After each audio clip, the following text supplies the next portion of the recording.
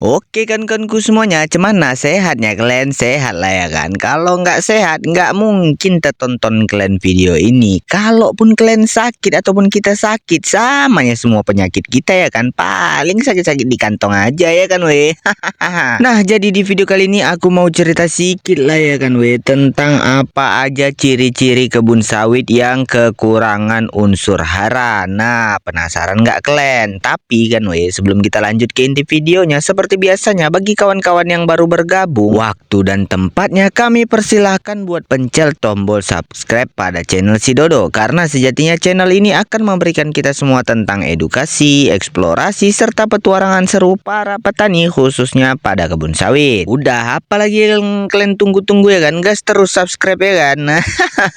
Nah, berhubung hari ini aku lagi ngecek-ngecek keadaan kebun sawit milik aku, jadi sekalian lah ya kan kita bahas ciri-ciri kebun sawit yang mengalami kekurangan unsur hara. Dan berikut ini merupakan 7 ciri-ciri kebun sawit yang kekurangan unsur hara. Nah, untuk di ciri-ciri yang pertama yakni karena daun sawitnya itu menguning. Nah, jadi kalau kalian tengok kebun sawit kalian banyak apanya daun sawitnya kuning-kuning ya kan. Biasanya penyebab daun kuning itu karena kekurangan unsur nitrogen. Ciri-cirinya bisa kalian tengok kalau daun muda atau daun tuanya udah terlihat pucat atau warnanya kekuning-kuningan hingga kering ke tepi daunnya. Udah jelas lah ya itu ya kan kekurangan unsur yang namanya unsur nitrogen, serta itu bisa juga kita kategorikan kekurangan unsur hara. Nah, jadi jangan sepele kalian kalau daun sawit kalian kuning kayak gini ya kan, karena nantinya berdampak pada pertumbuhan tanaman yang akan melambat karena fotosintesis pada kebun sawit jadi berkurang. Nah, kemudian ciri-ciri yang kedua yakni pertumbuhan lambat dan kerdil. Biasanya penyebab hal ini terjadi pada kebun sawit milik kita dikarenakan kekurangan unsur fosfor. Nah, kalau ada tertengok kalian ya kan daunnya lebih kecil dari yang normal pada umumnya, kemudian pertumbuhan pelepah jadi lambat serta batangnya pendek, udah jelas itu yang namanya kekurangan unsur hara ataupun unsur fosfor. Nah, kira-kira kalau dibiarkan aja apa dampak dari kekurangan unsur fosfor itu? Jadi dampaknya nanti terjadi pada produksi tandan buah segar ataupun TBS menjadi lebih rendah karena energi pembentukan bunga dan buah menjadi terganggu. Kemudian di ciri-ciri yang ketiga yakni daun tua kering dari ujung atau bisa kita bilang dengan sebutan gejala nekrosis pada tepi. Nah, penyebabnya itu karena kekurangan unsur kalium.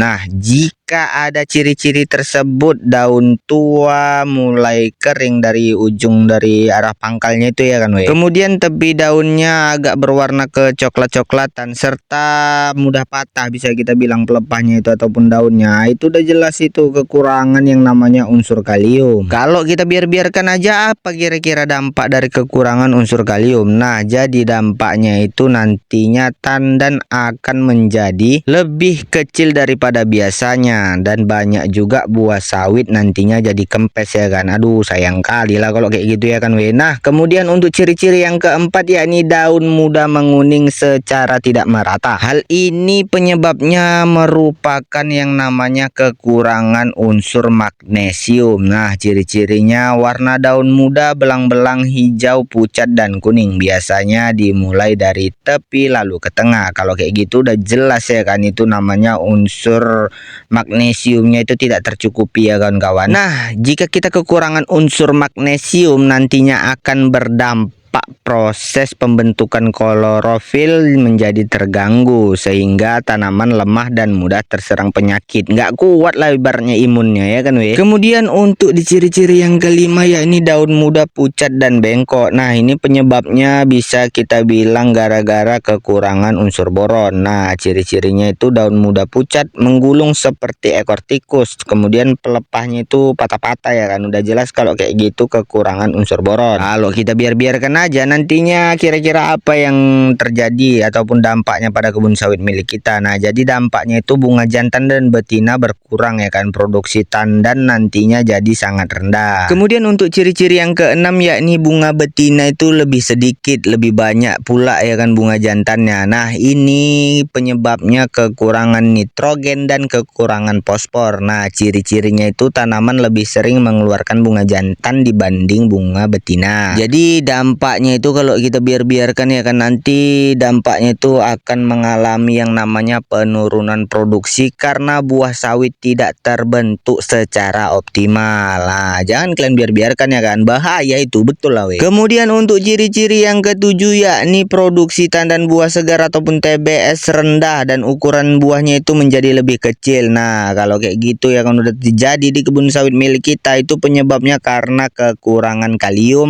magnesium dan unsur mikro ataupun unsur B dan Zn. Ciri-cirinya itu kayak gitu ya kan, tandannya kecil ya kan, juga brondolan-brondolan itu nggak banyak weh, jadi sikit lah brondolannya itu kan. Buahnya itu kempes-kempes, salah cungkring-cungkring lah kalau kita bilang buahnya ya kan. Nah, kalau kita biarkan itu apa nanti dampaknya? Dampaknya nanti akan mengalami yang namanya penurunan hasil panen hingga 30 sampai 50% jika tidak segera kita perbaiki. Wih, bahaya kali weh, betul lah weh. Masa ibaratnya 50% gara-gara sawit kayak gitu nggak kalian bagus sih wih, gawat kali lah kalian ya kan. Bahaya kali itu, betul lah weh, nggak bohong aku. Nah, jadi kesimpulannya ya kan, kekurangan unsur hara pada kebun sawit bisa dilihat jelas dari warna dan bentuk daun. Kemudian bisa kita lihat juga dari kecepatan pertumbuhannya.